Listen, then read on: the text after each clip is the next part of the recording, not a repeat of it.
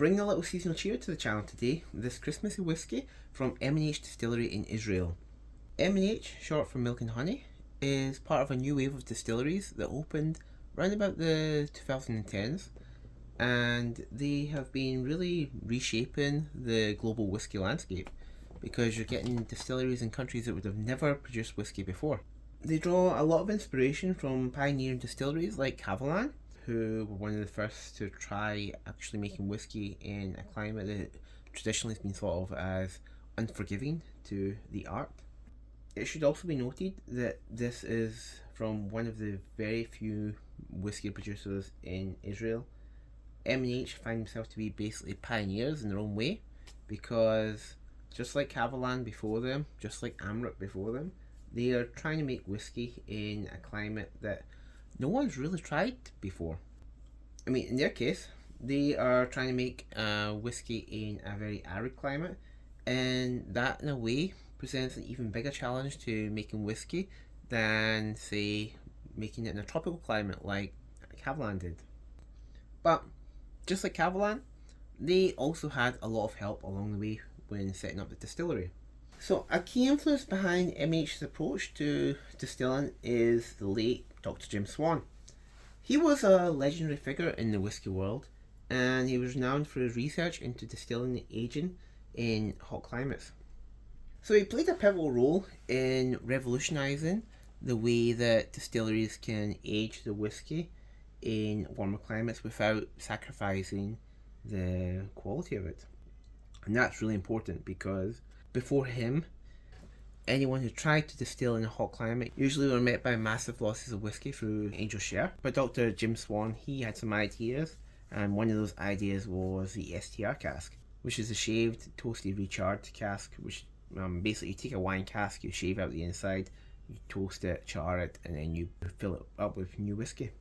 Anyway, M&H, they tapped into his wealth of knowledge by bringing him on as a consultant, and this collaboration between them and him, that helped create a distillery that was really tailored to the challenges that come from distilling in a Middle Eastern climate, which is very, very dry.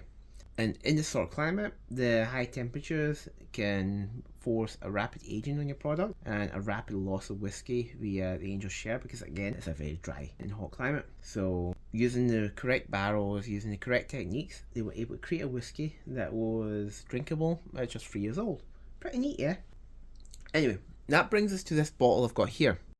This is the M&H Christmas Treat. This is a seasonal release from the distillery, and it's bottled at 49%, which is quite an interesting number. I would have expected 50%, or I would have expected like 46%. Those are usual. I don't quite understand the reasoning behind it, but I'm sure there's some reason why they chose 49%. Anyway, this is aged in 3 different types of casks before it's blended together. It's aged in X wine STR casks, which I'm guessing is probably the majority of the makeup. It's also aged in X bourbon casks and X sherry casks. It's also non-chill filtered, as you can see here. So non-chill filtered, and it is a natural colour, so no caramel colour added to this. So let's pour this out, shall we?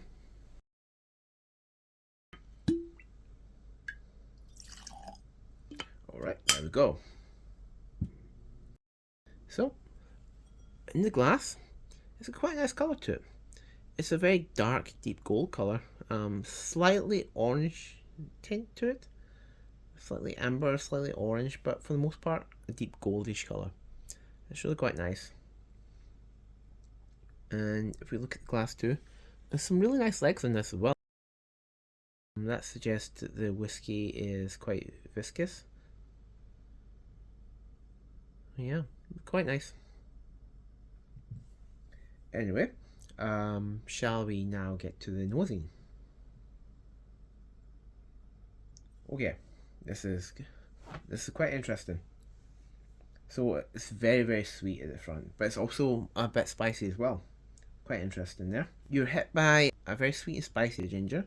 There's also some, I've got some raisins there as well. Raisins, sultanas. There's golden syrup like note to it. Smells like a rich golden syrup, and that takes me back to my childhood in a way. But it's also somewhat tropical too. I'm getting a little bit of pineapple in this as well, which is quite interesting.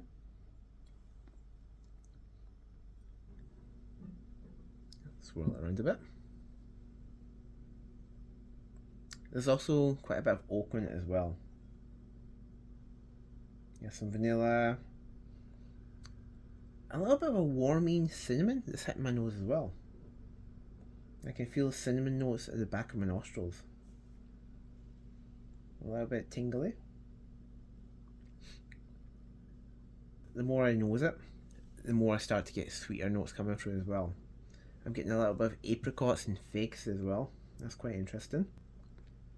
It's given this sort of fruity, spicy complexity. I can see why they call it Christmas treat. It is somewhat reminiscent of a Christmas cake, at least on the nose. Yeah, there's also a bit of a kind of old leather I often get in sherry cask whiskies. Some cloves as well. The cloves are very, very light though. It's a very, very mild note, which is interesting for cloves because cloves, even just like a little sprinkling of cloves, can really overpower most stuff. Yeah, sweet and spicy. That's the best way to describe a nosiness. It's really interesting. There's a lot there, that's for sure. Yeah, it's quite a nice nose. Alright, time for tasting.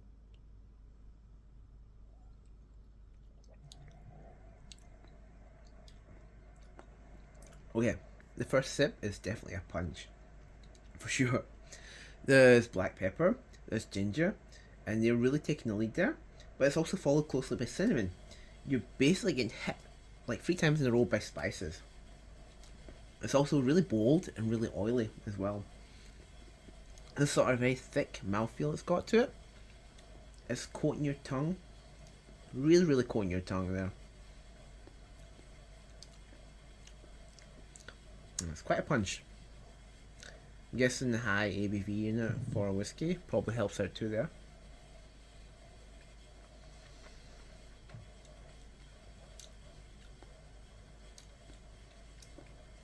Okay, on the second sip, the spice is starting to settle just a little bit, and the sweet notes are starting to come out more. I'm getting raisins, I'm getting dried figs. Yeah, they're really coming through, and they're softening that spiciness to it. And they're adding a bit of fruity complexity to it, because at first you were just getting like a blast of spices. Now you're getting the fruit coming through. They're sort of taking over, but not quite. Not quite. It's just adding a really nice balancing level of sweetness to it that I didn't get in the first sip. Let's go back to it again.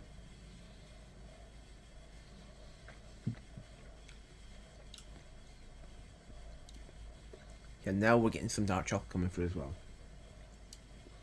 Ripe red apples. Even some cherries too. Black cherries rather than red cherries. Quite a deep fruitiness.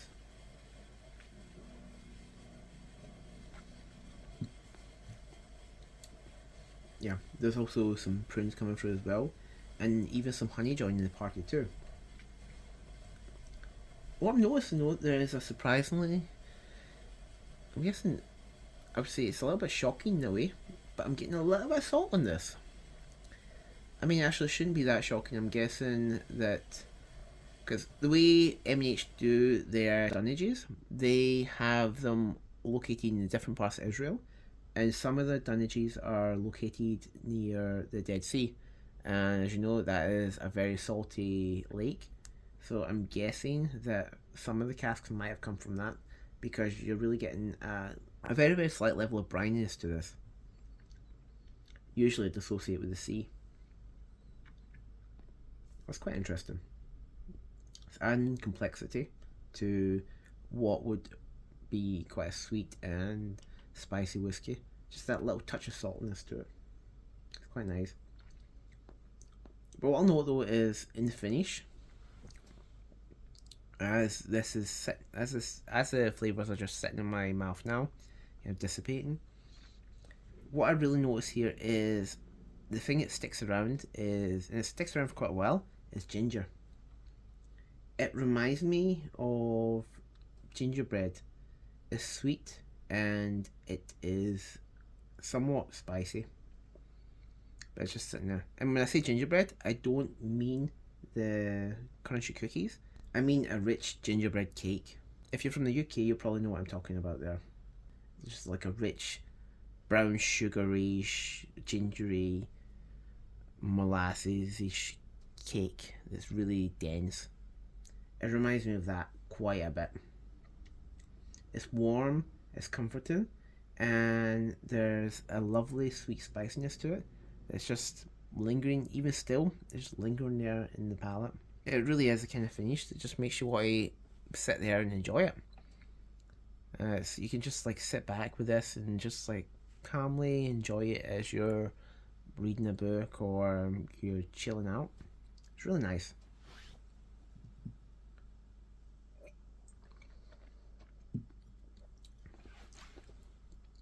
Yeah, it's a good whiskey.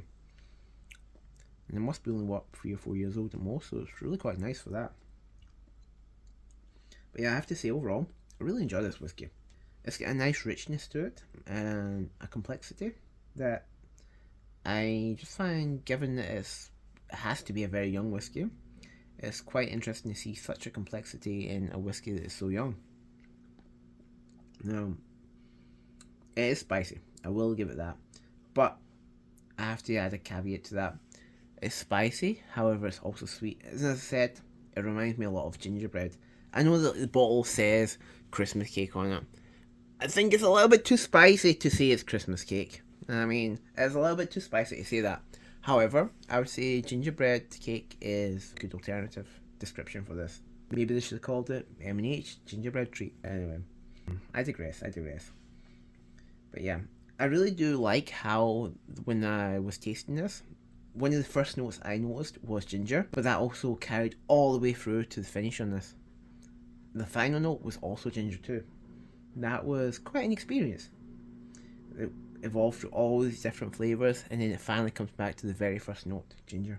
And yeah, it is, I mean, I picked this up on sale. It was only, what, 50,000 won when I bought it. The original price on this was like 180 or something like that. It was on sale because it just wasn't selling on the shelf.